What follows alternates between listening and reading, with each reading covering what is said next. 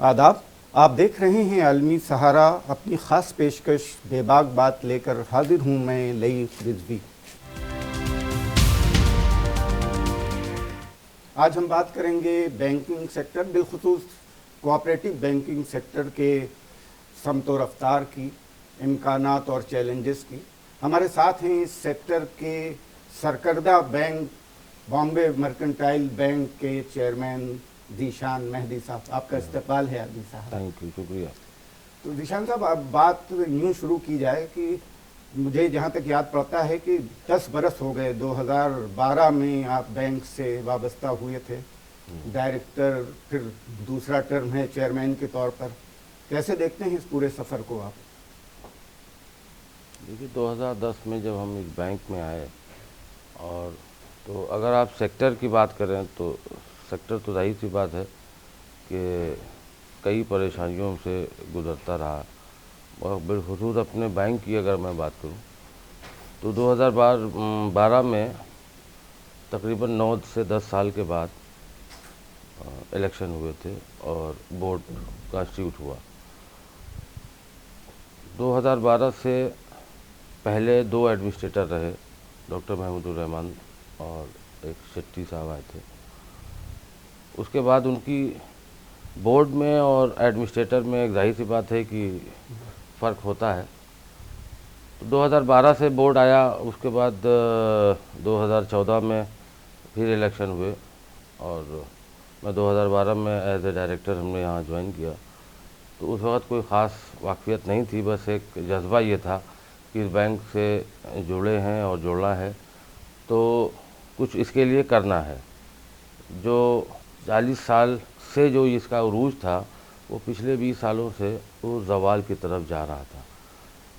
तो जाहिर सी बात है कि एक कौम और मिल्लत की एक जो चीज़ थी वो दो ही एक चीज़ ऐसी है कि जो हिंदुस्तान में फाइनेंशियल इंस्टीट्यूट के नाम पे अगर देखें तो बॉम्बे मर्केंटाइल बैंक है, और एजुकेशन में लें तो AMU है। तो जाहिर सी बात है कि दो ऐसे ऑर्गेनाइजेशन हैं कि जो हमको सर उठा के जीने के लिए, कुछ करने के लिए बताते हैं। तो उसको बचाना और उसको आगे बढ़ाना ये हम सब लोगों का फ़र्ज़ बनता है। तो मैंने उसके बाद 2012 से 14 के बीच में एज ए डायरेक्टर काम किया, मगर उस वक्त काफ़ी इख्तलाफात डायरेक्टरों में और उसमें काफ़ी वो कई चीज़ें ऐसी होती हैं कि जो एक इंस्टीट्यूशन अगर आता है, ख़ासकर अपने लोग, तो वो उस पर असरात होते हैं। बहरहाल 2014 में महमूदुर रहमान साहब दोबारा इलेक्टेड चेयरमैन हुए और तकरीबन 1 साल रहे। उसके बाद नया इलेक्शन हुआ, उसके बाद से मैं चेयरमैन हूँ इसका। तो मैंने पाबंदियाँ उस वक्त भी थीं। 2015 में जो पाबंदियाँ थीं वो हम नए सेक्टर में कोई इन्वेस्टमेंट नहीं कर सकते थे और लोन हमारे बंद हो गए थे, और सिर्फ हमको डिपॉजिट से और जो जनरल बैंकिंग इस तरह से होती है, एडवांसेज ना होना। बैंक का 2 ही काम है, एडवांस लेना, पेमेंट लेना और एडवांस करना। जी जी। तो जाहिर सी बात है, जब हम एडवांस ही नहीं कर पाएंगे, लोन नहीं दे पाएंगे, तो हमारी इनकम कहाँ से जनरेट होगी? हमारी इनकम तो वहीं से जनरेट होती है। तो काफ़ी मुश्किलात रही। तो बैंक में जो इसकी वर्किंग कैपिटल 40 करोड़ रुपीस पे हमको मिली थी, आज ये 150 करोड़ रुपीस है। वाह वाह। और हमने बैंक को ऑलमोस्ट डिजिटल कर दिया, CBS कर लिया, क्योंकि अगर हम इस ज़माने के साथ अगर नहीं चलेंगे तो हम चल नहीं सकते। पहले IFC कोड भी नहीं होता था। हमारे पास IFC कोड में एक्सिस बैंक का इस्तेमाल करता था, RTGS और NEFT सारी चीज़ें वहाँ पे, मतलब ऐसा जो फैसिलिटीज़ थी वो कहीं हमारे पास किस तरह की नहीं थी। तो हमारे जो कस्टमर थे वो सफ़र करते थे। हमारे पास भी अकाउंट होता था, कहीं और से ओरिजिनल बैंकिंग करती थी, मगर जो हमसे चाहते थे बैंक का काम करना, मगर मजबूरन वो नहीं कर पाते थे। आज अल्हम्दुलिल्लाह ये है कि हमारे पास टोटल सारे प्लेटफॉर्म हैं।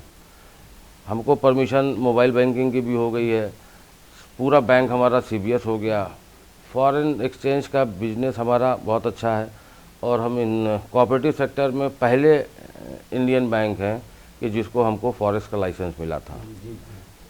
तो ये उरूज हमारा कभी रहा है, तो उस उरूज को हम वापस पाने के लिए सारी कोशिशें कर रहे हैं। ज़ीशान साहब, अभी मोबाइल बैंकिंग की आप बात कर रहे थे। कब तक पूरी तौर पर लॉन्च कर देंगे इसे? देखिए, जनरल बॉडी मीटिंग में हमने इसको लॉन्च किया था, मगर वो इंटर बैंकिंग थी। इंटर बैंकिंग और पूरी तौर से जो चीज़ें हैं वो हमारी 22 तारीख को लॉन्चिंग है। तो सारे हमारे कस्टमर और जो जुड़े हुए लोग हैं वो इंशाल्लाह इस 22 तारीख से इसको फ़ायदा लेने लगेंगे और हमारा ऐप जो है वो 22 तारीख से 23 तारीख से डाउनलोड होने लगेगा ऐप स्टोर से। तो सारे एंड्रॉयड अभी 22 तारीख को आ जाएंगे, एक हफ्ते 10 दिन में आईफोन के ऊपर भी आ जाएगा। ये इन कोशिशों और जो मसाइल की तरफ आप इशारा कर रहे थे, ये बिल्कुल सही है कि अगर 90 का जो दहा था 20वीं सदी में, तो उसे एशिया का सबसे बड़ा बैंक कहा जाता था, बॉम्बे मर्केंटाइल बैंक को। लेकिन धीरे धीरे हालात तब्दील हुए और आप खुद जिसकी तरफ इशारा कर रहे थे कि 21वीं सदी में जब हमने कदम रखा तो पहला जो दहा था वो बहुत मुश्किलों से गुजरा और जाहिर है कि सफ़र कस्टमर्स ने भी किया। तो क्या उसके पीछे जो असबाब आपको क्या नज़र आते हैं, क्या रहे होंगे? देखिए, काफ़ी वक्त से बहुत से लोग इससे जुड़े रहे और वो इसका खून पीते रहे तरह तरह से। तो जब नया बोर्ड आया, नए लोग आए, प्रोग्रेसिव है, आज की डेट में हमारा पूरा बोर्ड प्रोफेशनल बोर्ड है। मैं समझता हूँ कि पूरे कोऑपरेटिव सेक्टर में इतने प्रोफेशनल शायद ही किसी बैंक के बोर्ड के ऊपर हों। वाह। 4 चार्टर्ड अकाउंटेंट हैं, 3 अलग अलग प्रोफेशन से लोग हैं, एडवोकेट्स हैं। तो ऑलमोस्ट मेरा 80 से 90% बोर्ड जो है प्रोफेशनल उससे भरा है। हाँ, उसका फ़र्क पड़ता है। फ़र्क पड़ता है। तो सारे के सारे लोग अपना वक्त और चीज़ें निकाल करके खिदमत के लिए आते हैं ताकि इसके लिए हम कुछ कर सकें। तो ये 2017 तक तो मुझे लगता है कि पाबंदियां और रिस्ट्रिक्शंस थे उस पर अभी भी, और फिर आपने चार्ज संभालने के बाद जिनकी तरफ आप बाज़ इशारे आपने किए भी, तो और क्या बुनियादी कदम उठाए जिससे तस्वीर तेज़ी से बदली? देखिए, सबसे पहले तो वो थे कि जो इस बैंक में पैरासाइट लपटे हुए थे उनको छुड़ाना सबसे बड़ी बात होती थी। उसके लिए तमाम मुश्किलात आई, उन्होंने केसेस किए, रिट किए, PIL की, तमाम तरह की मुश्किलें, ब्लैकमेल करने की कोशिश की लोकल तरीके से पूरे इंटायर बोर्ड को, बैंक को। मगर इस बातों से कोई डरने वाला नहीं था और ना ही कोई डरा और उसकी मजबूती से सबने मुकाबला किया। कुछ लोगों को यहाँ से एक्सपेल भी किया गया, कुछ डायरेक्टर्स का 2017 में बोर्ड ने डिसाइड किया कि भाई ये सूट नहीं करते, उनको एक्सपेल कर दिया। तो आज अल्हम्दुलिल्लाह बहुत यूनिनिमसली बोर्ड काम कर रहा है और day to day bank progress के रास्ते पे बढ़ रही है। अभी ये गुफ्तगू यूं ही जारी रहेगी। अभी वक्त है एक छोटे से ब्रेक का। ब्रेक के बाद हम फ़ौरन हाजिर होते हैं।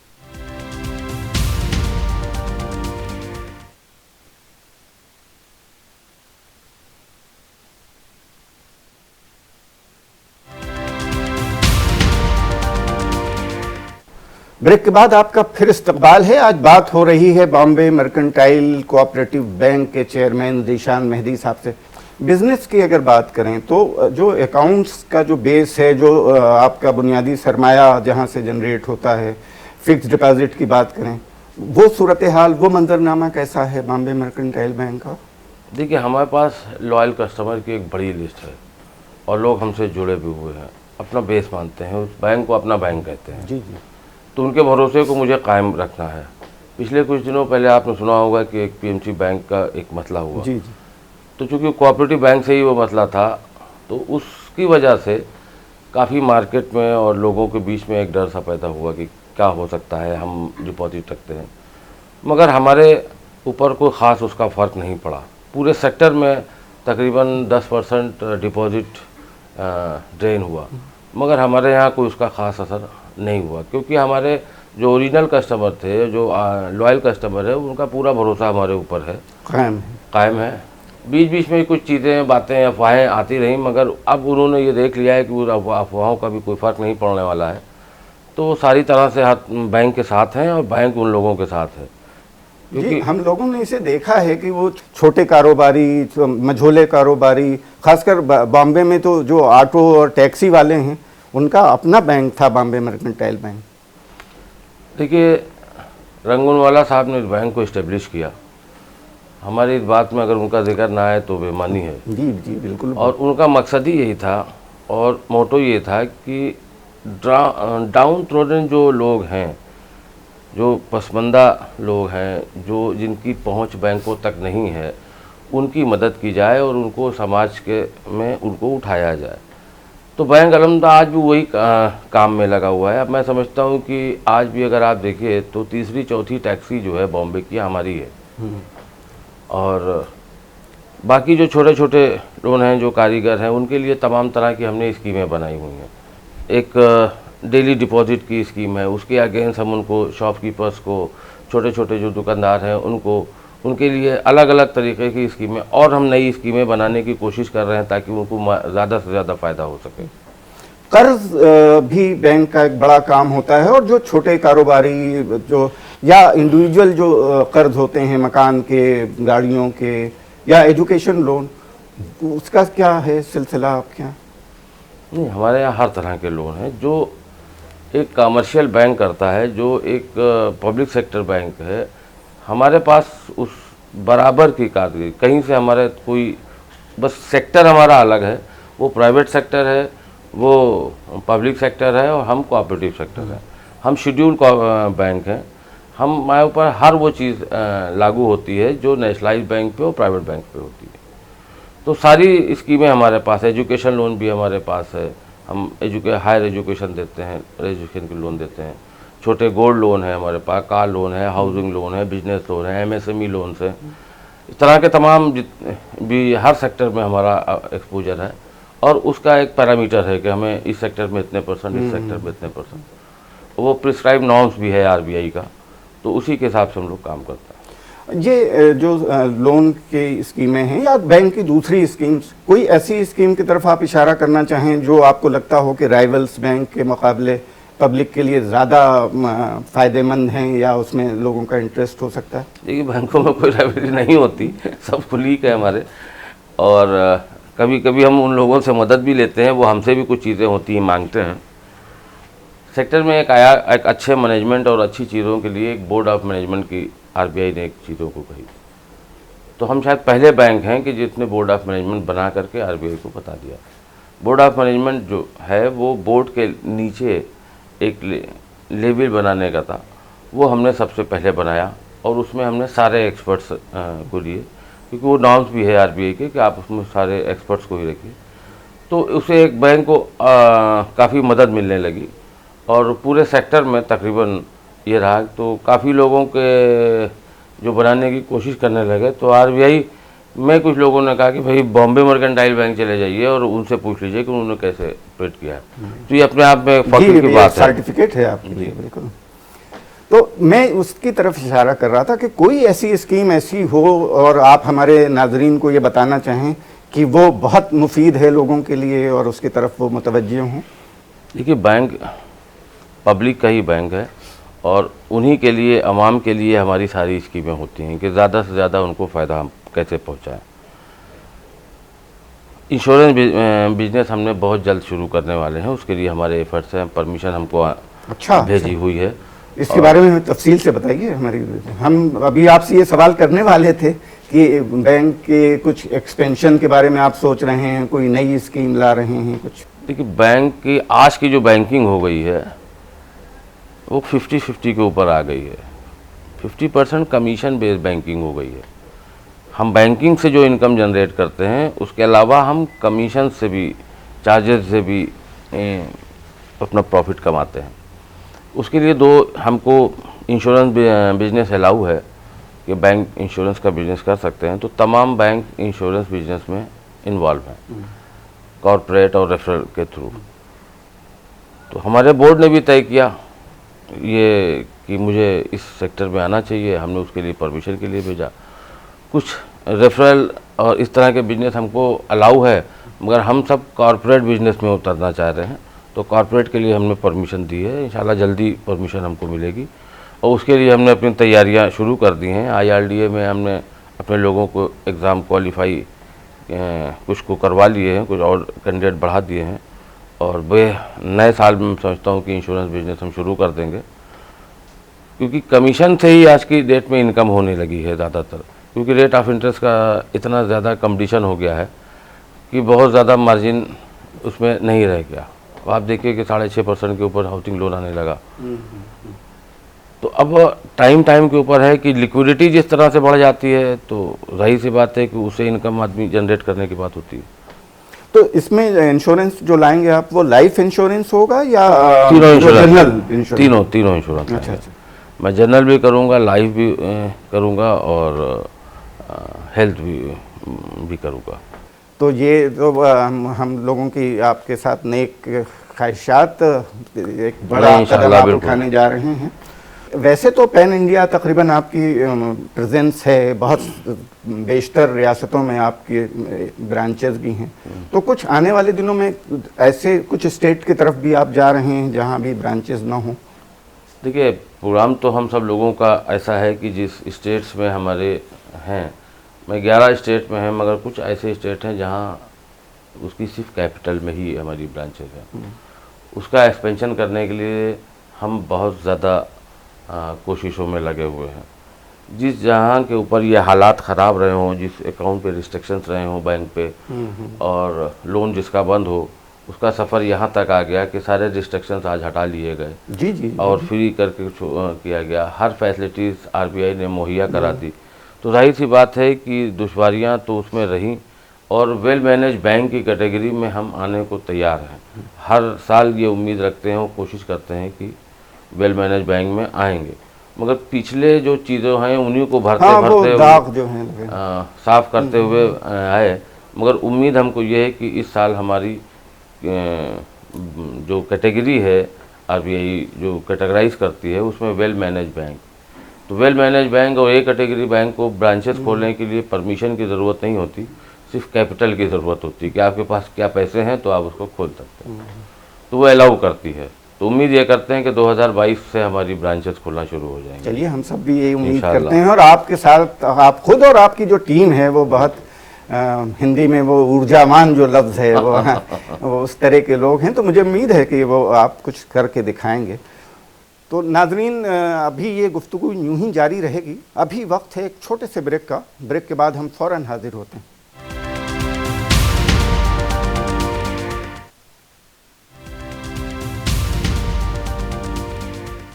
ब्रेक के बाद आपका फिर इस्तकबाल है। आज बात हो रही है बॉम्बे मर्केंटाइल कोऑपरेटिव बैंक के चेयरमैन ज़ीशान मेहदी साहब से। अभी हम बात कर रहे थे आपसे बैंक के बारे में। एनपीए एक बड़ा मसला है बैंकिंग सेक्टर का, इन दिनों बहुत सुर्खियों में रहती हैं ये खबरें। आपके यहाँ क्या सूरत हाल है?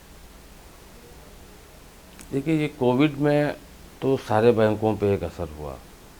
उस असर में जाहिर सी बात है हमारा बैंक तो अछूता नहीं रहा, मगर काफ़ी हद तक हमने कंट्रोल किया। हमारा 2021 31 मार्च 2021 की जो बैलेंस शीट रही उसमें नेट एनपीए हमारा 3.3% रहा। लास्ट ईयर हमारा 2 पॉइंट समथिंग था। इस अभी हमारा 1% करीब नेट एनपीए बढ़ा। तो दूसरों के मुकाबले में तो ये बहुत कम है। भाई, हम तो जीरो पे आना चाहते हैं, दूसरों के मुकाबला हमें नीचे से देखने की ज़रूरत है। सेक्टर में तो 10% तक पहुंच गया है, नेट एनपीए 8% है, और चीज़ों में काफ़ी है। उसको कंट्रोल करने के लिए, क्योंकि आज का डेट जो रिकवरी के ऊपर है वो ज़्यादा फोकस है बैंकों का कि किसी भी तरह से रिकवर हो। अच्छा, गवर्नमेंट और आरबीआई की तरफ से ये है कि उनको एक इंटरेस्ट की जो छूट दी गई और चीज़ें दी गई, तो बहरहाल उसका असर तो थोड़ा हुआ। अब मार्केट फिर से ऊपर हो गई है, लोगों में कुछ तवानाई आई है जी, और अकाउंट जो ख़राब हो गए थे वो फिर से ठीक होने लगे हैं। तो आज की डेट में भी अगर हम इस फाइनेंशियल ईयर की बात करें तो भी हम बिलो जो प्रिस्क्राइब नॉर्म्स है आरबीआई का, नेट एनपीए जो है बिलो 5% और ग्रॉस एनपीए बिलो 8% होना चाहिए।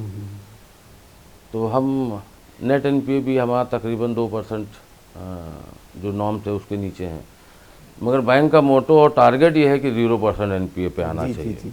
और 0% एनपीए तो देखिए होते हैं, एनपीए ऐसा नहीं है कि कोई ना कोई इंसिडेंट और हादसे होते हैं, मगर बैंक की हेल्थ ऐसी होनी चाहिए कि अगर हो गया, अगर उसको कुछ जो नुकसान हुआ वो नुकसान की भरपाई कर दे, तो उसी से उसके एनपीए नीचे आते हैं। तो उसके लिए तत्पर हैं और दुआओं की ज़रूरत है आप सब लोगों की। तो इसी से जुड़ा हुआ सवाल कि जब एनपीए इस हद तक आप नीचे ले आए हैं जी। तो अब बैलेंस शीट आपकी बेहतर हो गई होगी मुझे लगता है। बैलेंस शीट हमारी लास्ट 2 ईयर से प्रॉफिट में है ये और प्रॉफिट उससे पहले भी आया था, मगर कुछ बीच में प्रॉब्लम्स हुई और हमारे ऊपर प्रोविज़न करना रहा जो पहले कभी नहीं होता रहा।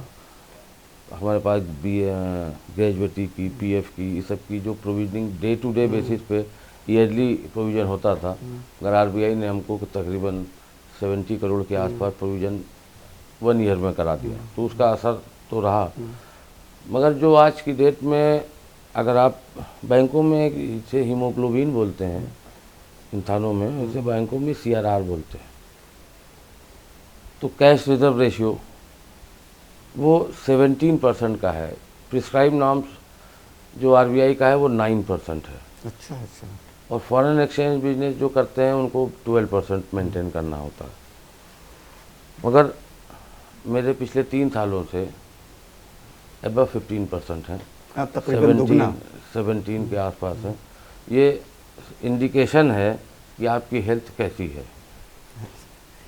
हुकूमत ने जो इधर कुछ कदम उठाए, मिनिस्ट्री बदली है कोऑपरेटिव सेक्टर्स में, तो उसका भी कुछ फ़ायदा ज़रूर मिला होगा मुझे लगता है। अभी तक तो कोई उसके असर नहीं आए क्योंकि अभी मिनिस्ट्री इस्टेब्लिश हो रही है और पॉलिसियाँ बन रही हैं, चीज़ें हो रही हैं, मगर उम्मीद अब बहुत है क्योंकि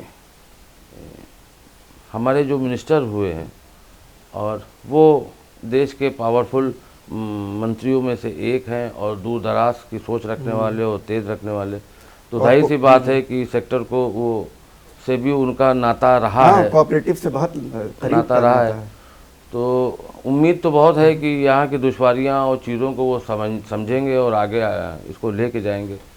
और पूरे सेक्टर को इस बात से बहुत उम्मीद है और खुशी भी है कि एक ऐसा आदमी इस सेक्टर को संभालने जा रहा है जो सेक्टर से कभी जुड़ा रहा है, तो उसकी अच्छी बुरी चीज़ों को मालूमात तो उनको है।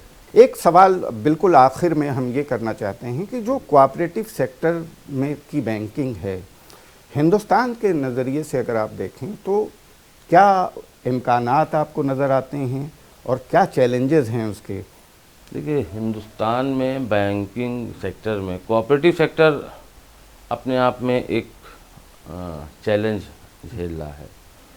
चूँकि बैंक आ जाता है तो इसमें डुअल रेगुलेटरी अथॉरिटी आ जाती है। एक रिजर्व बैंक ऑफ इंडिया जो फाइनेंशियल चीज़ों को देखता है, दूसरे जो मिनिस्ट्री ऑफ एग्रीकल्चर थी अब कोऑपरेटिव हो गई, तो एक एडमिनिस्ट्रेटिव पोर्शन ये देखते हैं और फाइनेंशियल एस्पेक्ट वो देखते हैं। तो कम ऐसे सेक्टर हैं, कम ऐसी जगह है कि जहाँ पे 2 रेगुलेटर काम करते हों, और एक रेगुलेटर से काम करना आप समझ सकते होंगे क्या होता है जहाँ पे 2 रेगुलेटर हों। अब पीएमसी के जो मसला हुआ उसके बाद से कोऑपरेटिव बैंक की इमेज काफ़ी डैमेज होने की कगार पे आ गई थी, तो काफ़ी उसमें हम लोगों ने मेहनत की और चीज़ों को उतार किया। सारस्वत बैंक और अभ्युदय बैंक और कॉस्मोस और एसबीसी आपस में हम लोगों की बात भी हुआ करती है, चीज़ों को देखते हैं। तो उसके लिए हमें भरोसा जब बनने के लिए, और देखिए काम तो कहीं भी कुछ भी हो सकता है, किसी भी हो सकता है, तो अब सड़क पे चल रहे हैं तो एक्सीडेंट होता है, तो सड़क पे चलना तो कोई नहीं छोड़ देता। तो इस सेक्टर में है चीज़ों में तो जाहिर सी बात है कि बदलाव तो हुआ, मगर उसके लिए आज क्योंकि जो पर्सनलाइज सर्विस और जो लगाव और जो चीज़ें आपको कोऑपरेटिव में इस तरह से मिल जाती हैं वो दूसरी जगह आपको नहीं मिलेंगी। और जो सर्विसेज, अच्छा आज के प्राइवेट्स बैंक जो आ गए हैं, जो चीज़ें आ गई हैं, वो आपसे रेट ऑफ इंटरेस्ट तो बिलो चार्ज करते हैं कि भाई आपको मैंने 6.75 दे दिया, 7% दे दिया, मगर अदर चार्जेस उनके इतने होते हैं जो हिडन चार्जेस हैं, वो रेट ऑफ इंटरेस्ट उनका 9% पहुंचा देंगे। हम लोगों के ऐसा कुछ नहीं है, जो भी चीज़ है सामने है, जो रेट ऑफ इंटरेस्ट है वही है, जो चार्जेस है वो पहले से बता दिए गए, उसके बाद कोई हिडन चार्जेस हमारे यहाँ नहीं लगते। कोऑपरेटिव की पूरी जो फिलॉसफी है वो कौमी मफाद की रही है इब्तिदा से, और इसीलिए वो हिंदुस्तान के माशरे को बहुत सूट भी करती है। देहातों में जो छोटे रोजगार वाले लोग हैं, जो दस्तकार हैं, कारीगर हैं, इसीलिए उनका भरोसा भी कोऑपरेटिव बैंक्स पर, बिलखुसूस बॉम्बे मर्केंटाइल तो सरकर्दा बैंक रहा है इस सिलसिले में। तो बातें तो और भी हो सकती हैं, लेकिन दामने वक्त में गुंजाइश बहुत कम है। बहुत शुक्रिया। आप आलमी सहारा पर तशरीफ़ लाए, इस तरह की मालूमाती गुफ्तगू हुई। आपका बहुत बहुत शुक्रिया। बहुत शुक्रिया। बहुत नाजरीन, बेबाक बात में आज बस इतना ही। अगले हफ्ते फिर किसी और हस्ती के साथ यूं ही होगी बेबाक बात। आप देखते रहिए आलमी सहारा।